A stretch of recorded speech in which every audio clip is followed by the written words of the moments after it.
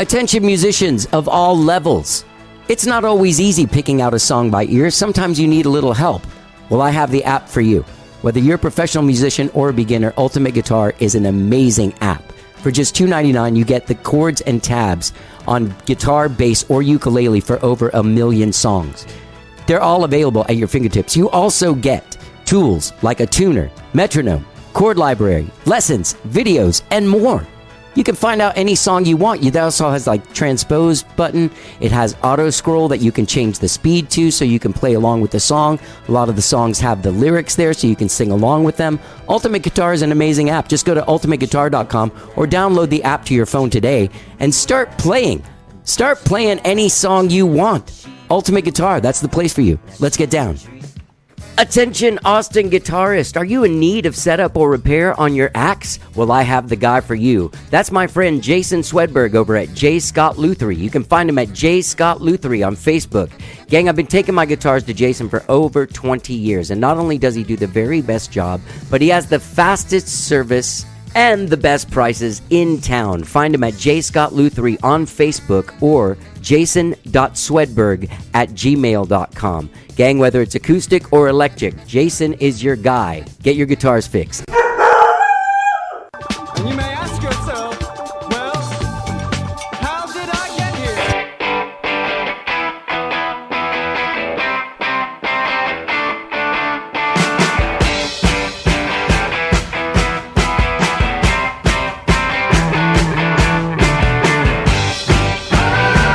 It's time for How Did I Get Here? And now here is your host,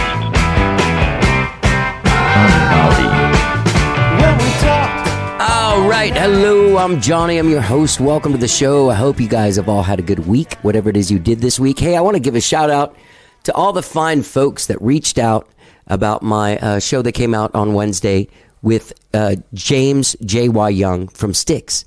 Fantastic conversation. I did it when I was when I had COVID, and my brain was super foggy while I did it. And there's one thing I do regret. There's one thing that I wouldn't have said if I wouldn't have been in the brain fog, and that was like he had this song called Miss America on Grand Illusion, same record that Come Sail Away's on. Starts off side 2, and I got into it when I was a kid. When I was re-listening to their music and kind of going through their catalog before I talked to them. In my sort of like COVID hallucinations, I came across the idea that, hey man, Miss America sounds like the template, the roadmap for what would later become Iron Maiden. Now listen, yeah, I do kind of hear it. And it's if they took Miss America and sped it up and sped up the riff and stuff, maybe not the chorus, but there's just something about the riff in that song sounds like an Iron Maiden riff. Anyway, and then I was proud of myself after I said that weird thing to him. I mean, look, this guy's been being interviewed for 50 years. That record came out in like 1978. Nobody has asked him that because it's not a thing. And when I asked him, I was like, do you think that, man? He's like, I don't know, man. Like, yeah, anyway, I want to thank everyone that reached out. My friends reached out. Casper Rawls reached out. He sent me a text. Great conversation. My Uncle Jack, my friend Craig Schilling, a bunch of guys that I used to listen to Styx with. My Uncle Jack, my friend Craig Schilling, Jason Swedberg, my friend Andy Mullinax. Everyone reached out like, oh, no way, you talked to the dude from Styx. So that was exciting and fun. And some Styx fans reached out because I was worried that I wasn't going to do a good job. A couple of them reached out. Hey, good job, man. So anyway, and their publicist said nice job as well. So that was nice. Overall, my Styx conversation was nice. Got a lot of response, and I think I've talked about it for maybe 2 minutes too long at this point. The rest of my week has gone well. Been working on some Austin Music Foundation stuff. Things have been going well. We're kicking off the new artist development program. It's a lot of meetings, a lot of getting together, a lot of learning people. We're going to make the big announcement on September 15th. So look out for that. You'll know who the 6 artists are that we'll be working with this year. We've already actually started working together. So that's fun. I'm actually going into the studio with into their studio tomorrow and kind of, checking out some tunes.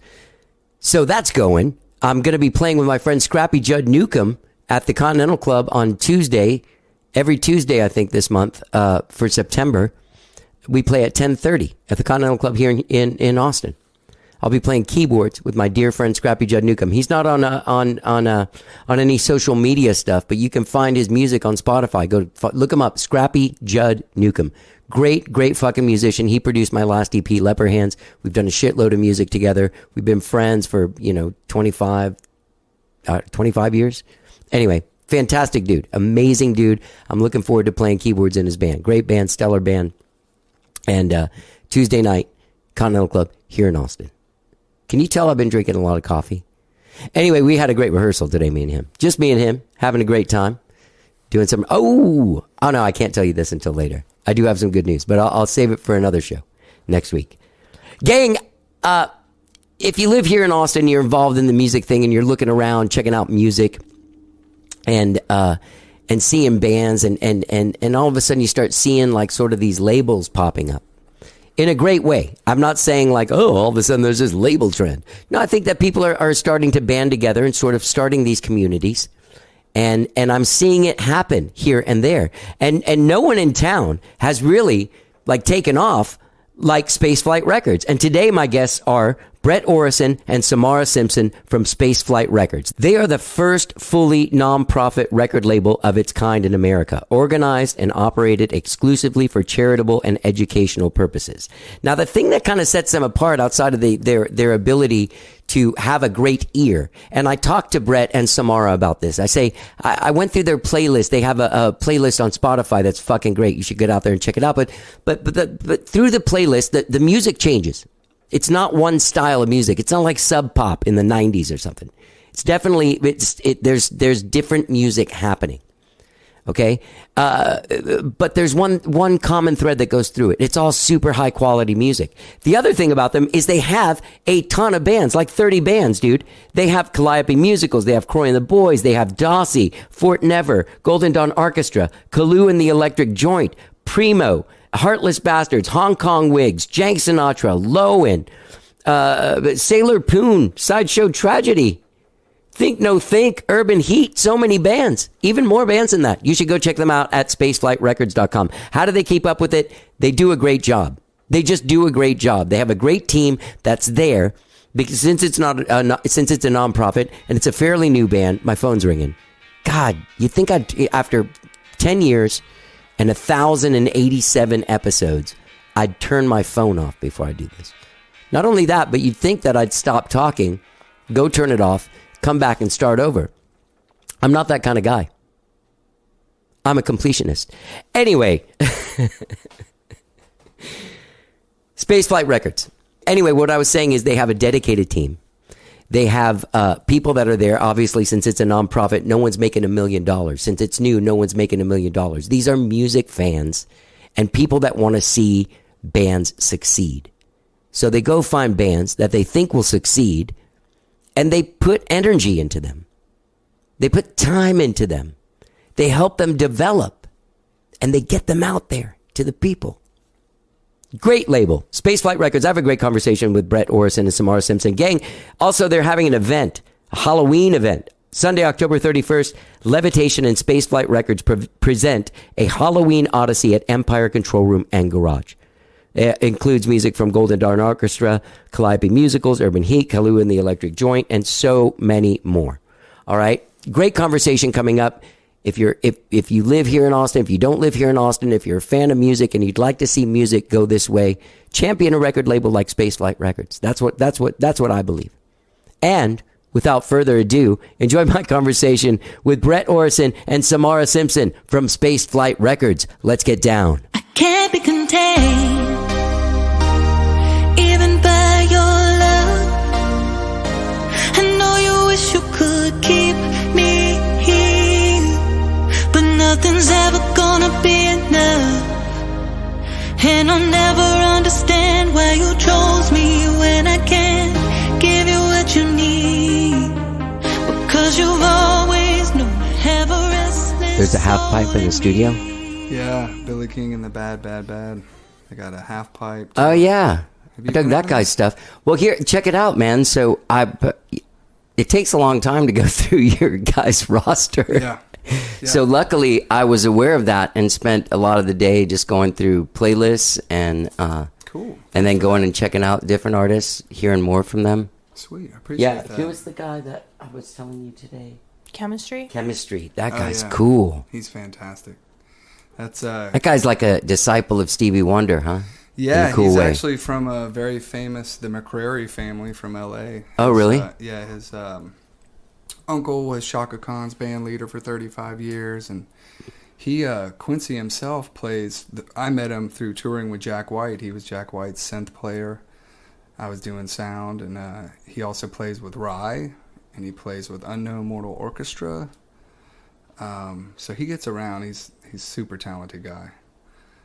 He just moved to Atlanta. I don't know what he's doing right now. So you guys have a couple people that aren't here. Yeah. Yeah. Right at the beginning stages, I was just, if I knew someone that was doing something really solid, I didn't really care where they were from. And then we kind of got Austin centric, just due to circumstance, you know. Yeah. Yeah. That's the same way that I like the podcast works like that. Yeah. Like I want to talk to people from other places, but it just so happens that most everyone I know is here. Yeah, and we can do a lot more Yeah. for people that are in Austin than Yeah. we can for people that are not. But, you know, long-term goals would be to branch out and support as many people as possible. Yeah. So you're the first fully non-profit record label of its kind in America, and it's organized and operated exclusively for charitable and educational purposes. Mm-hmm. That's How- right. Where did you get this idea? Well, I just saw a need for people to, for artists, between releasing your own record and signing to a label that can really do well for you. There's just this big gap. Yeah. So I wanted to fill that in, and doing that is helping with artist management, helping people just get their shit together online and their assets together, and a little bit of consultation, showing them, telling them what to do, how to get their royalties, how to, make a solid record. So there's just this huge gap, and, 85% of artists live in this gap. So I found that even my friends that were very successful were dropping albums into the galaxy, just to no one. Into the basically. void. Yeah. Yeah. Exactly. Yeah. So that's where it started. Yeah. I produced a record for Kalu and the Electric Joint. Oh, so you're that guy. Yeah. that guy. Okay. Because I talked to them about you before. Okay, cool. They've been on the That's podcast? the guy. Yeah. Oh, yeah. A couple times. Yeah, so we, a kid named Rob Kidd, a drummer here in town, was trying to get me out there I love to meet him. these guys. Yeah, for a year, saying, man, you need to work with these guys. And I finally went out there, and we were immediate friends and brothers, and we've talked every day since. That was 4 years ago. So you worked with Widespread Panic? Yep, I Okay, toured with okay. Widespread Panic, mixed Yeah. in front of house for 4 years. Okay. And, Kalu, we made a fucking killer record. Yeah, you did. And, it's just, when I got done with it, we were all just like, wow, this is really amazing. Yeah. And I did not want to drop it into the void. So that's where Spaceflight Records came about. And I called on a friend that I was touring with, Eric Bice, which was doing, he was a drum tech for Panic. Uh-huh. And me, Eric, JT, and Kalu started Spaceflight Records to back his album and to put it out. So along those 6 months of that initial push of his record, I started to learn just how hard it was for an artist and just how many people are trying to pinch something out of nothing. Yeah. You're paying percentages and royalties and ownership along the way as you go for Yeah. every turn. Yeah. And it's just not sustainable anymore. It's just not. So about 8 months into that, we had done a killer PR campaign with Surefire. We did everything to the utmost. The right And- way. Yeah, Yeah. the right way. And it was awesome. And I learned so much about that. But about, I don't know, we'll just say a year in, I realized that you really have to have a very large monetary push towards a record to make it happen. Very large. And you have to have a team to just continually push it. Yeah. And to get that team, you have to have some kind of monetary prize at the end for that team. Yeah. You know? Yeah. So it's a huge pull of ownership and percentage from the artist to have that team. Yeah. So I thought, well, why couldn't it work as a nonprofit? You know, why couldn't we get donors and do fundraisers, Build a sense of community. build a community, and prop these bands up and get them free legal services and all these things that they need just to make sure that when they do put out a record, they do it right and they feel good about it and they push it as far as they can on their own without spending money. Yeah. And that's where I come in. Yeah. Samara came in about a year later and has completely changed the game when it comes to artist management and helping us get on a true schedule. We're staggering our releases and doing everything proper, and that's how we're able to support 30 bands. I know. The roster is insane. It's insane. And, you know...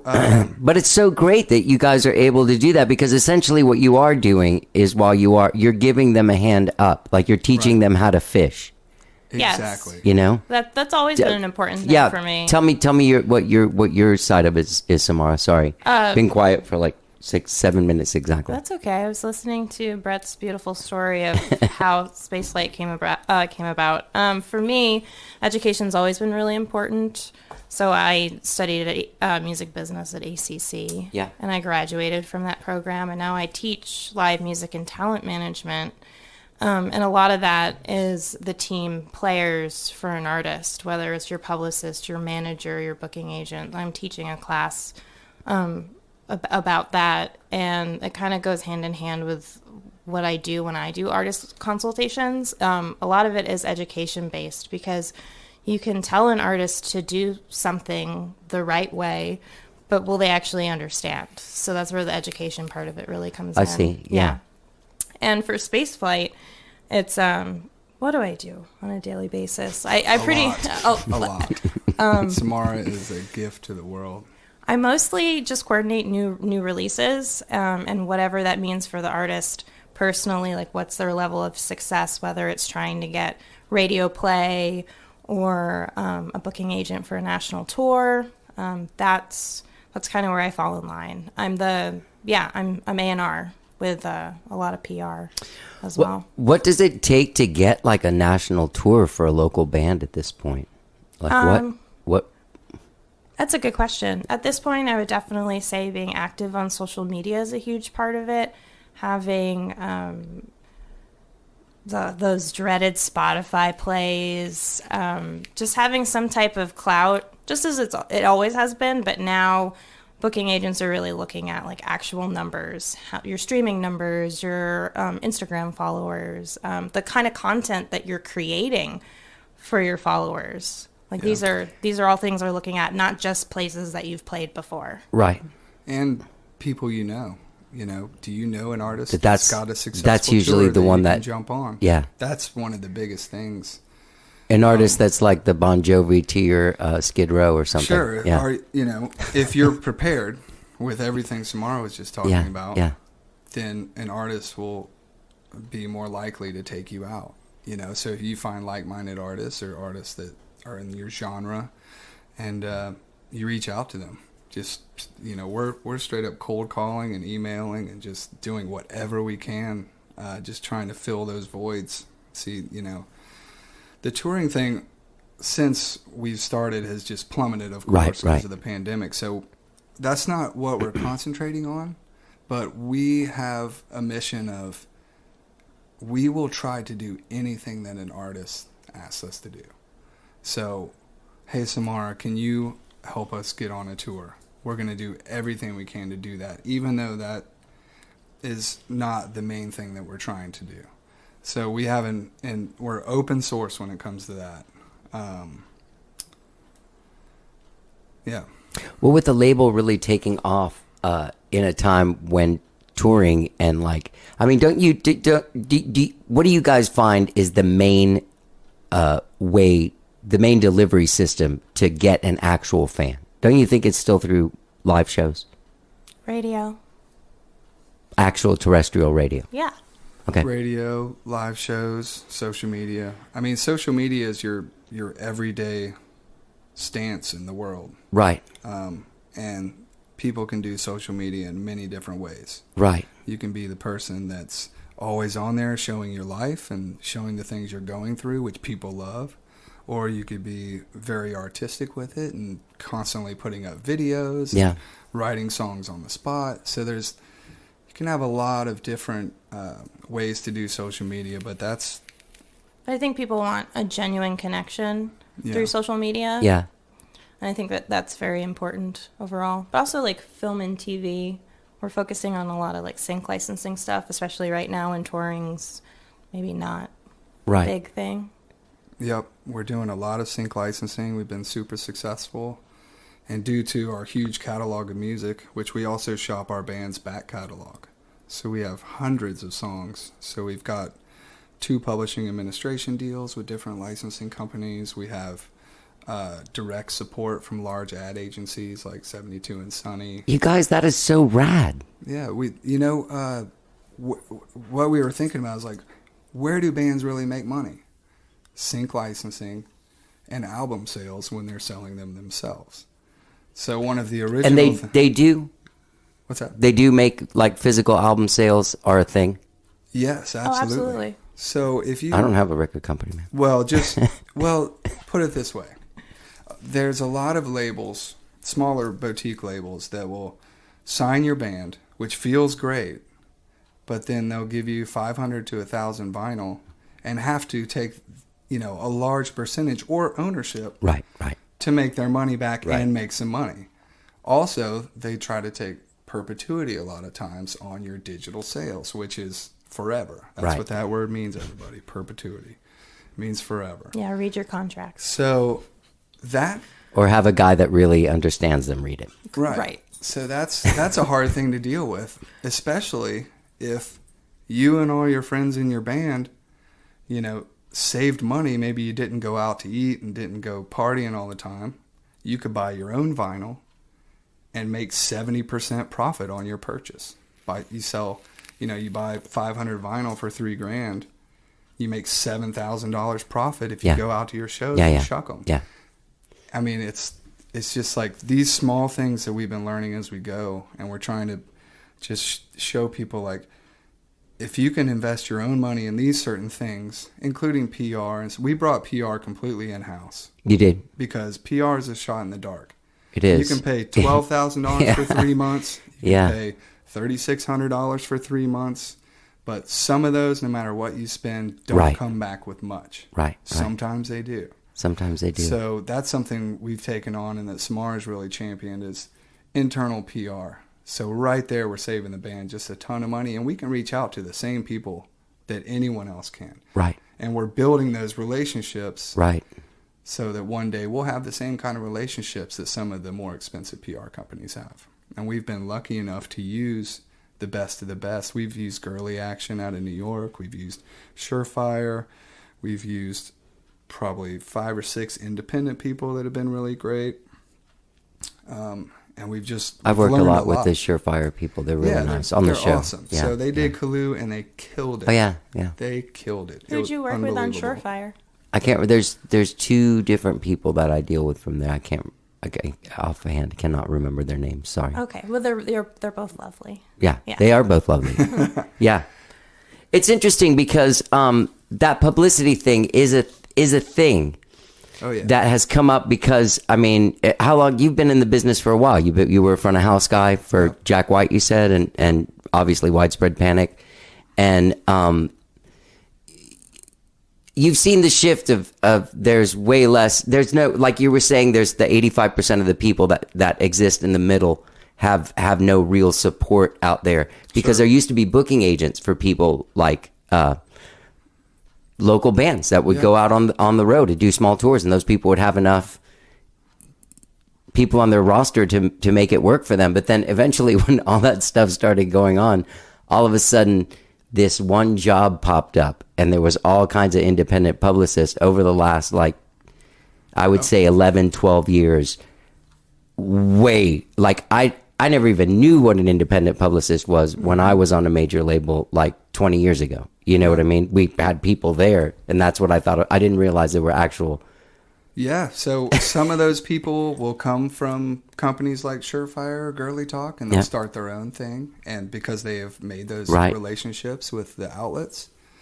And some people start from scratch like we did. We learned how to do large PR campaigns from those companies, and now we do them ourselves. So that's definitely a thing, but it's a very hard thing for a band to spend money on. It's like, okay, man, this is. But they do, hand over fist. They do. I mean, and they should. do. I mean, realistically, and no band really does this, but realistically, to be successful with PR, you should have the same amount of money that went into production, music production, for PR. Right. But most people don't think about that. They just think like, oh, the music's the most important thing. And of course it is an important thing, but you can't really have the music without the business and the business without the music. That's right. I just saw a thing, I think it was Forrest Gump or some movie like that, where the publicity and post-production action for the movie was above the budget for the actual making of the movie. Sure. I don't doubt that. It was some huge movie. You know what I mean? Like that kind of movie. Another thing, talking about how we are, pretty much exclusively Austin artists now, is it's really hard to live here now. It's really expensive. How's a band going to spend, $5 to $30,000 on a record and then spend $5 to $30,000 on PR and pay rent? It's just not going to happen. We're talking about that 85% in the void. They're not touring, making money, especially now. Yeah. So it's really, really hard to do those things. So that's where we're trying to step in. Spaceflight's trying to do those things and work with the artist, because the artist finds out that a PR campaign is not easy on anyone. Right. The artist has to come up with a lot of assets. I mean, a lot. Yeah. They have to. It's like doing a thesis. You have to have your shit together. And you have to continually do things. Yeah. You have to be on time on interviews. You have to write things for certain people. People want you to do blogs, and it just goes on and on. Yeah. You have to have your assets ahead of time. Yeah. That's the one thing I run into. It's probably something that you run into at AMF as well, where I think in general artists don't give themselves enough time to release things. As an artist, I have to deal with him as well with that. Yeah. Where they're like, oh, I want to put it out next week. And you ask yourself, why? And if the answer is, oh, I just want to, like, that's not a good enough answer. Yeah. Everything should be for a reason, and everything should be strategic, because there's so much music in the world. There's no reason that it should get buried just because you want to put it out right now. Yeah. And hearing that as definitive as she says it is a huge help to the artist. They don't know, or they want to know. So being able to tell them for a fact that, hey, if you want us to push this music video to the outlets that you've seen and you like, then we need 3 months. Those kind of things are like priceless material for these artists. So like getting all that in a row are those little things that make the artist feel good about their release and puts them on a different level with their release. Can I ask you a question, Samara? When you said that the publicity should equal the amount that you put into the album, if someone can't do it, is like super like $1,000 to $2,000 campaign, is that even worth it? Or should they use that $1,000 to $2,000 campaign to get T-shirts or fucking vinyl or something? I definitely think having physical merchandise is always money better spent than maybe on a publicist, because there's more of a return, like a guaranteed return. Yeah. And for people listening, I'm not downing publicists by any means. Sure. I love them. I do think, though, that artists have been putting the cart before the horse a lot lately, and more concerned with the publicist than, I see that through Austin Music Foundry, just in our community. Like, people are more obsessed with that than actually the record they're making. Yeah, and then they find out that sometimes, whether it be they didn't hold up their end of the bargain, or the outlets weren't biting, that they just threw away some money. Or So it goes both ways. Yeah. It's a really hard, that's one and of it the is a- hardest things to deal with. yeah, and it is a crapshoot. I mean, think about is. how many people, just Peter Blackstock, how many, emails a day he gets, like, Sure. check out my shit. And he only has a finite amount of room to write about people. Yeah. And that goes across the board. Across the board. PR is a really hard thing. Yeah, it is a shot in the dark because a lot of it's timing, trends, and then if you have a good story, because that's the other thing is you could have some really great music, but if you don't have some kind of Right. hyper focused story Right, behind it, it's harder to get those write ups. Once I turned like 35, I decided that my story was just going to be always, I'm coming back. Sure. From whatever That's a it was. story. That's a comeback good is definitely one. a story. Everybody loves a comeback. But that's very, very true. So let's talk about this, because there is one thing that I noticed going through the music, and It's really diverse. it is. Yeah. But there is one thing to it, is that there is, you can tell that there's taste, and there's also, I'm not blowing smoke up your ass at all, but everyone's really great. Yeah. All the different things are really great. So my question to you guys is the difference between your label and like a major label, do you guys use the force? Like if you hear a band that just released a song and that song is so good, and they might have 18 followers on Instagram and like can't even get a gig except like at the farmer's market or something, but they're so badass. Is that what you're looking for? Something that raises the hair on your arms? I mean, that's part of Or it. are you guys smart but and practical? Well, there's a lot more. There's a lot more criteria than that. Sure. One of the main things is how hard is this artist pushing themselves? Right. How are they busy doing business and pushing and trying and Right. reaching out, and are they progressive? That has a lot to do with it. And then the music is equal in that. Like, you could have a great record, but if you're not doing anything but Right.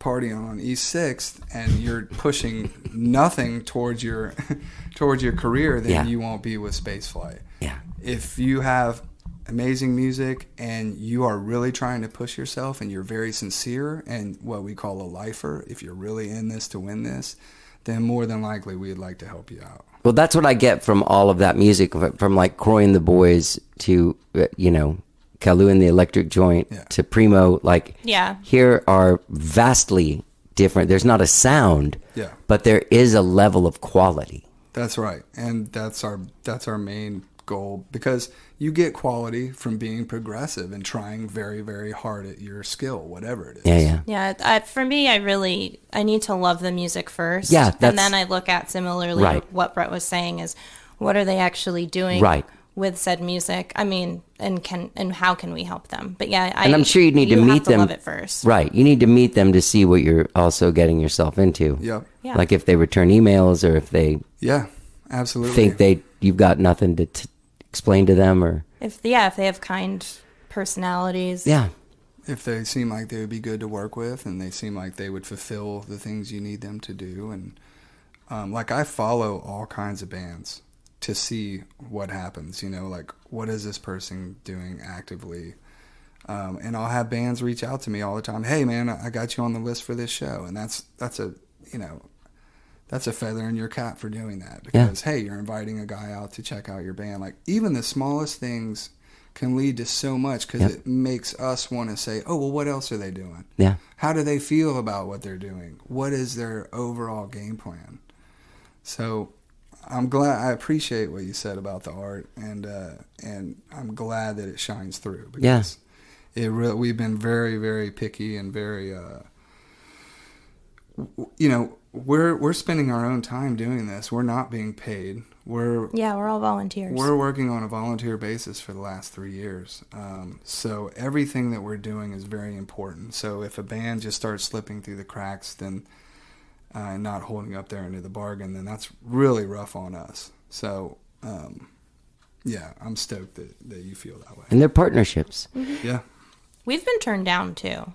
Yeah. Yeah, I'm not gonna say who, but we have.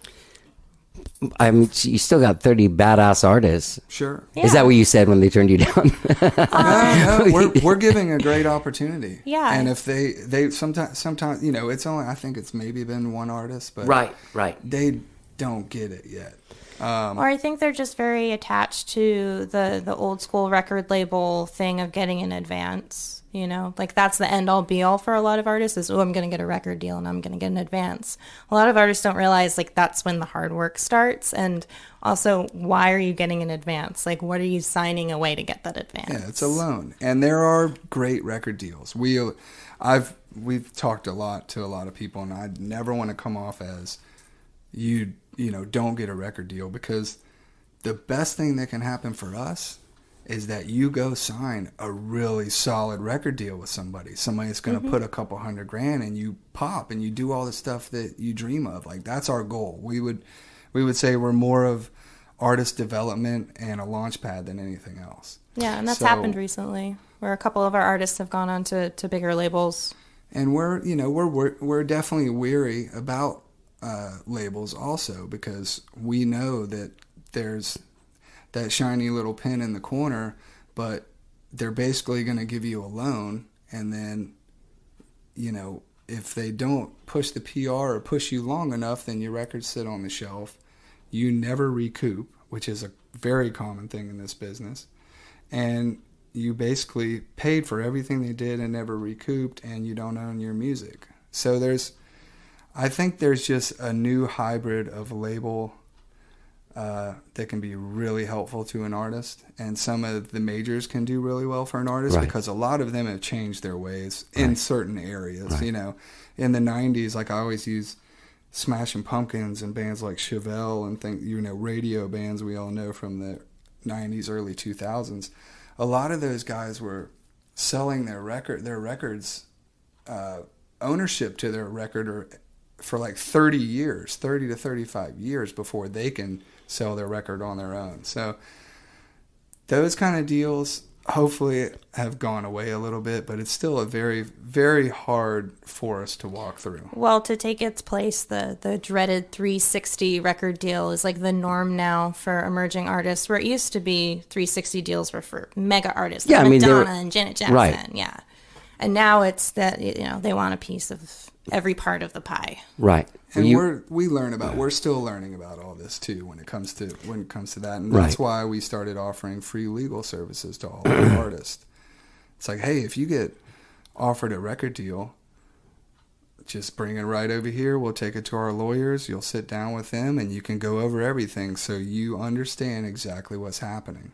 Because there are going to be those great labels out there, and there are going to be those people that are not going to work well for you because of what they want. So the legal services have definitely helped in that regard. Yeah. And we are just like everybody else in the woods, because labels are continually changing what they're doing. And all we can do is be there to be a voice of reason and to get the legal stuff out of the way so you understand what you're signing. Right. But we would definitely promote, our goal is to have our artists do bigger and better things. Right. It's interesting with the democratization of this industry, and just kind of like how it's just kind of like just a flat level field. I mean, there's still some mountains to climb, but everybody basically has access to the same stuff. Right.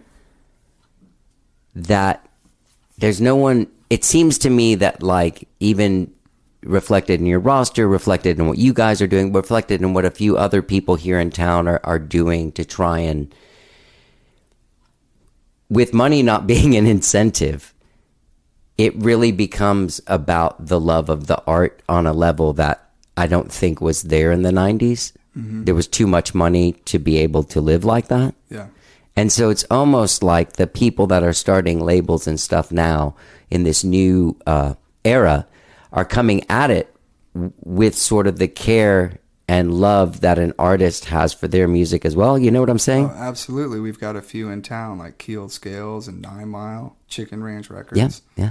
Those are great labels that are doing cool Modern shit. Outsider's a good one. Modern Outsider. Yeah, it's really important for us to be artist first. That's what it comes down to. We're only as successful as our artists. And because we love their music, that's really what kind of fuels my fire personally. Yeah. And you think about it now, if your model works as like a label or like almost like an industry standard, I don't see why it wouldn't, except for that we live in a capitalist society and no one wants to get into something to not make money. Sure. Except for us, because we're weird. Yeah. Well, in the long run, as a nonprofit, we've been fighting for a year to get our 501c3 because we would be the first business with the way we run it. We would be the first one to ever get a 501c3. So we have been back and forth with the IRS forever. And we're not comfortable with getting funding until we can really offer that tax exemption to our donors and things like that. And right. So we, our long-term plan would to be getting our employees paid. We're a team of 9 right now. So getting our employees paid, putting more money towards maybe medium, like buying those first 500 vinyl for the artist, helping recording costs. We have a lot of goals. Making music videos. That are capitalist goals, but they're not. I know what you mean. Yeah. They're for us to get paid and be able to pay for things that we cannot do ourselves, right. like manufacture vinyl. Right. Yeah. So, like any nonprofit, we want to scale and get bigger and do more things for the people that we're helping out. Yeah. That's great.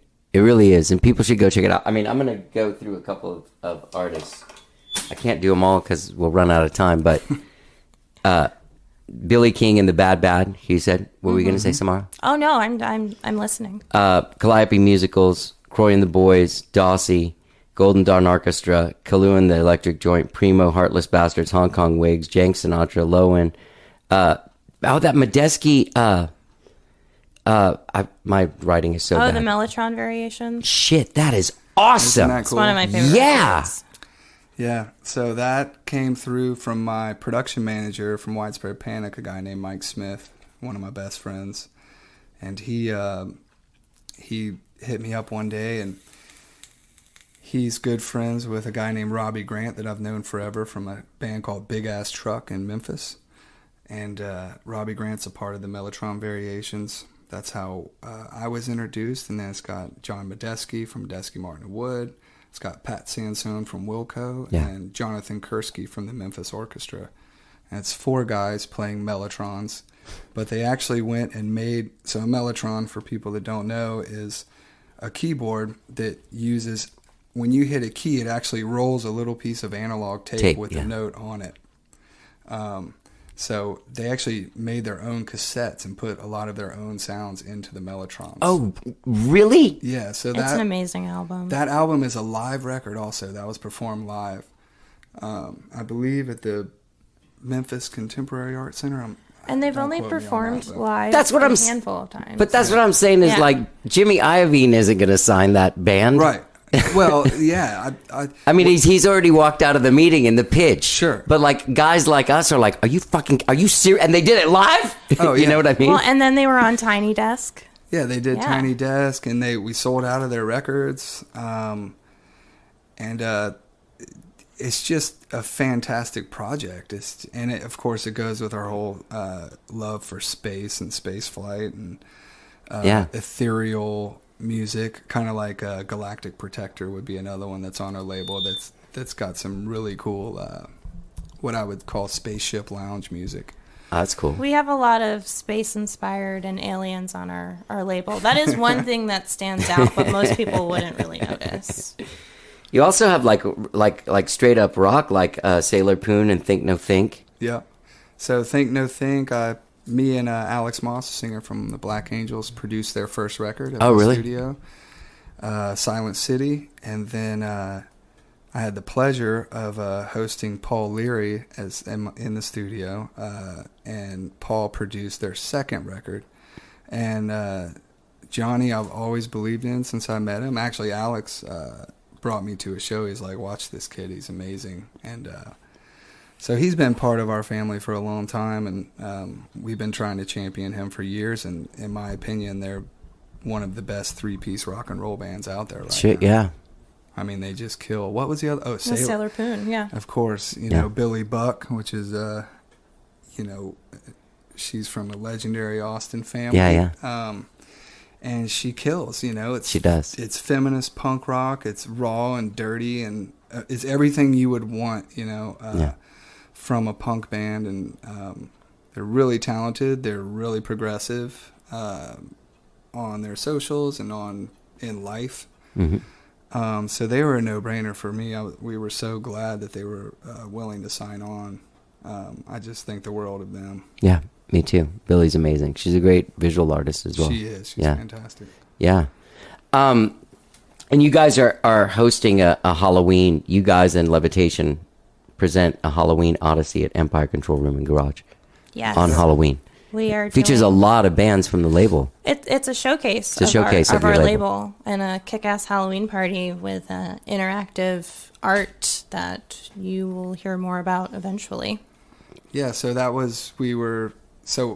I've mixed the Black Angels on tour for 11 years, and Kyle Rhodes was the guy that hooked me up with that. That's his Rhodes? No, it's mine. Oh. Wait, his last name's Rhodes, right? No. Kyle Hunt. Kyle Hunt, sorry. Kyle Rhodes is a different guy. What's wrong with me? Anyway, I told him I was looking for a Wurlitzer or a Rhodes, and then he said, I found a thing for you to pawn shop, and it's kind of broken, and they're selling it for, I can't remember how much, but he's like, tell the dude you'll give him $120 because it doesn't work. God, you got and then bring it to me, and I'll fix it. Oh, sweet. And so I did. That was like 1998 or something, 99 or something like that. Yeah, so... Anyway, sorry. No worries. Love that guy. So I had been in that family since 2009. Yeah. And been a part of Psych Fest or Levitation, just trying to help out whenever I could. Not necessarily a big part of it, but just around it, always doing the Black Angel shows and things like that. So they invited us this year to do a showcase, and we were like, fuck yeah. That's awesome. Yeah, and they, we got Golden Dawn's going to headline it, per se. Calliope's their direct support. Calliope, and then so we're doing both sides of the venue at the Empire. Yeah. The outside goes till 10:30, and then the inside, I believe, goes till 1. Nice. But it's going to be great. I think it's 9 bands. Yeah. And a couple of artists who are DJing. Kalu, Calliope, Golden Dawn, Urban Heat, Golden Dawn, Arkestra. Yeah. I didn't write them all down, but I wrote some. Jank Sinatra, Galactic Sinatra. Protector, Billy King, King, and the Bad Sailor Bad, Poon, Think No Think. Think No Think. Like most of our artists that fall into the psych, rock, Right. soul thing. Yeah. Yeah. It's going to be a great time. Do you guys know what the ticket price is? Are they on sale yet, or they go on sale at some point? They are on sale. 4-day passes for Levitation have sold out, but you can still get individual day tickets for certain shows. I think we're at they're 25 right now, maybe 30 day of. Yeah. Yeah. It's going to be wild. With the numbers going up, are you getting like a lot of panic stuff from your artists that have gigs and stuff? Like, what do we do, Samara? I imagine they would call you, right, with the problem. It's varying. It's really hard to gauge what we're doing right now because, Texas, everything is open, and so it's really just at this point, it's personal responsibility. Mm-hmm. So yeah, I have some artists who are like, well, what do I do right now? And some who are like, oh, it's okay, we're gonna keep playing. It's really kind of at the artist's discretion. I'm kind of steering away from like packed indoor shows right now, but there's things are open in Texas, and Yeah. our artists are trying to make money again, and Yeah. it's just a really difficult I got to pay for this situation. lavish lifestyle somehow, man. Hey, and if this it is a means great risking place, my life man. in front of the whoever these Yeah. people are. It's a really rough time to be a live artist of any sort, comedian, musician, magician. I mean, it just doesn't matter. It's a really hard thing. It's almost like the government should, I don't know, like help Yeah. in some way. We're just leaning towards like the health of the people around us. Yeah. And Yeah. just that's putting that forward. So when you were saying about a studio, do you have a studio? I do. I own a studio over in Cherrywood called Spaceflight Records. Oh, I want to check it out. I've been there for 15 years. Nice. Yeah, you're welcome to come check it out. Yeah. So the studio is kept separate from the label, and Yeah, like you don't. yeah. It's not like you go through there and come out here. It's not like a factory. No. The studio has nothing. That'd be kinda to do- cool. Yeah. So the studio, obviously, I produce and record, mix Right. and master. So that's my bread and butter. So I wanted to keep that completely separate from the nonprofit. Another long-term goal would be to have A studio for the artists. to yeah, have people coming in and yeah.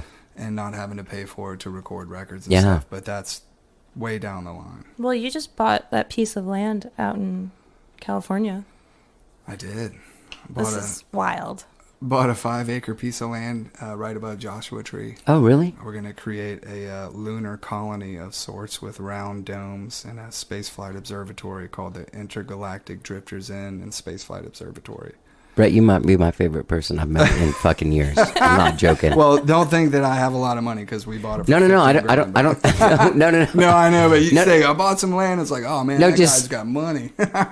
Just somebody that does the kind of things that you do. I mean, both of you guys are like what I want to see our industry turn into people that are just passionate about music and passionate about life and Yeah. doing fucking lunar colonies in Joshua Tree. or Yeah, well, something. it's this little town called Landers, and it's the UFO capital of California.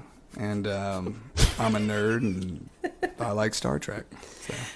That's pretty killer, man. Yeah, but a goal with that would be to allow artists to go out there and write music. So you stay in Oh yeah. in the desert under the stars and write music. Did you ever know about that Miles Copeland thing where he had a castle in France and people would go out there and collaborate all day?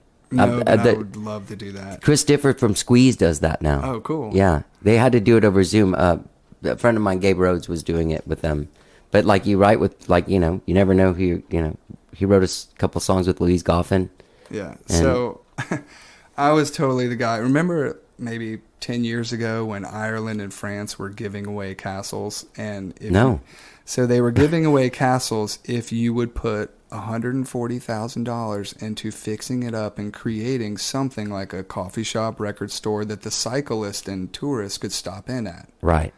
So I definitely didn't have any money, but I still shopped for a castle for like 3 years. Like, I'm that guy. So They just did that in Italy, too. yeah. Next time, I'm on it. Yeah. Dude, let me know next time because I want one too. I mean, you could get someone to give you 140 grand if you're getting a castle. Yeah, you just have to make a little Turn it into a tourist market timeshare out or of it. something. Sure. Little People are doing Airbnb. that. Ooh. Timeshare Airbnb. That would- That's how you buy it. That would count.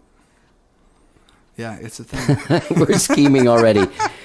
People can find you guys at spaceflightrecords.com. Brett Orrison and Samara Simpson. Man, thank you guys so much for coming in and talking to me. You're Thanks welcome. for having us. Yeah. Also, you know what? The mural is really cool. That's what I thought Oh, too, yeah. by the way. Oh, Dave Creaney's murals? Yeah. That was Yeah. Dave Creaney. He's been part of the team for a while now, and he's got all kinds of fun guerrilla marketing ideas, and we're just trying to Keep up allow with him to do whatever he wants to do. Yeah. Yeah. That's what's great about this situation is just letting people run wild and trying to help people out and just keeping open-minded about everything. But Yeah, and at the end of the day, we're also all creatives. I just realized this. Between you, me, Dave, Sam, like we all do something creative, whether it's engineering or photography or video editing. So yeah, I should mention Sam while we're here. He's been with us for 3 years now. Sam Douglas, he's a filmmaker and editor, and he's made a bunch of music documentaries and stuff. So he's Awesome. helping out with content and overall business planning, and he's been a great resource for the artist. That's awesome. I also want to say follow us on Instagram. Okay. Oh, yeah, Spaceflight definitely. Records. Yeah. That definitely helps. We try to repost all 30 of our artists, so you're always going to know where people are playing and what's going on, where Central, the party's at. It's a good thing. We have a ton of video content. We also do a thing called Spaceflight TV. So we have 13 hours of 1-hour television shows called Spaceflight TV, which is an ode to MTV, and it's all kinds of weird commercials and space flight facts and music videos and just weird shit. Saturday morning cartoons. Saturday morning, just like variety show that you would think you would see in 1989 MTV, when that's all Sam Douglas. So there's lots to see if you come to Instagram, and then if you want to buy any of our artists' merch, as far as music goes, you can go visit us at spaceflightrecords.com. Yeah. We've got a big shop there, and then 100% of the proceeds go to the artists. Yep. So that's a big deal for us. We take no ownership, and we take no percentage of anything we do for the artist. That's awesome. Well, thank you guys so much, and people should support Space. Like, if even just get out there, I'll share the Spotify playlist link, because I think that would get anybody just listening to that. Yeah, we've got a ton of playlists, and buy a T-shirt or something. Yeah. They glow in the dark. Buy a T-shirt. Yeah, all our merch glows. Really? Yeah. Space people. Thank you so much for doing the show, and Thanks for having us. Thank you for what you're doing. Thank you. Cheers. Thanks. Like holding the fire, palm of your hand, trying to touch the sky, hold the wind. I'm talking about Spaceflight Records, people. That was Brett Orrison and Samara Simpson. Spaceflightrecords.com. Go there and check it out. Check out their many artists that they have, and go to their big event Sunday, October 1st. Levitation and Spaceflight Records present a Halloween Odyssey at Empire and Control Room and Garage, featuring music from Golden Dawn Arkestra, Calliope Musicals, Urban Heat, Kalu, and the Electric Joint, and so many more. Go to spaceflightrecords.com for more information on that. And gang, I want to thank those guys for having a label. I'm just so glad and inspired to see people that are out there getting involved in music because of their love of music, their love of the artists, and just putting everything they have into it just because of the love of it. That makes me really happy. So I like these guys. I highly recommend, if you're going to be out there doing something, support. Get out there and check it out. See what they're doing. Support their bands. Buy their records. Buy their merch. Go see their shows. Go to this Halloween extravaganza at Empire and Control Room Garage, Sunday, October 31st. Okay? I want to thank Brett and Samara for coming on. Don't forget, when you're out there checking out spaceflightrecords.com. You can always subscribe to this podcast wherever you find podcasts, new shows all the time. I'm dropping from the vault ones, dropping new shows, doing more than I can even keep up with. All right? All right? Let's hear the rest of this song from Primo. It's called Hard on the Run. It's on Spaceflight Records. Shit, I don't think I said it in the intro. All right, forgive me, Primo, but that's your song, and people should know it. She's a great artist, one of the great artists on Spaceflight Records. Find them at spaceflightrecords.com. Find primothealien.com. Primo the Alien, you can follow her on Instagram. She's great. All right? Thanks again to Samara and Brett. Have a great weekend, whatever it is you're doing. Let's get down. Well, everything was spinning in my head. I know it could have been love, but my heart's still on the run. Heart on the run. Heart on the run. Heart on the run. I can't be contained. Even if I tried, I know you wish you could save me now, but I ain't looking for a white knight.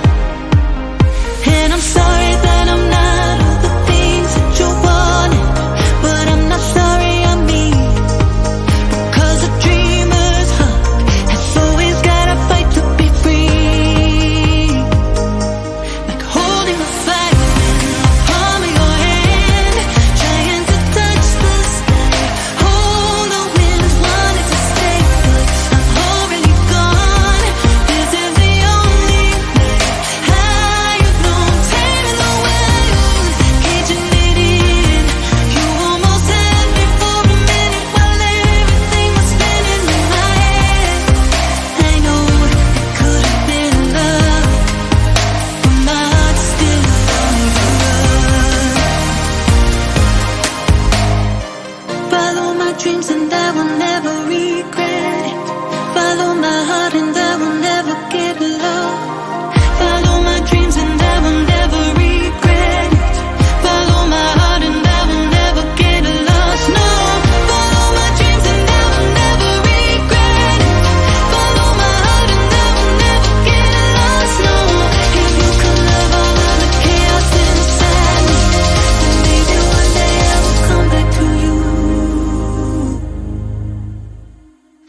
Holding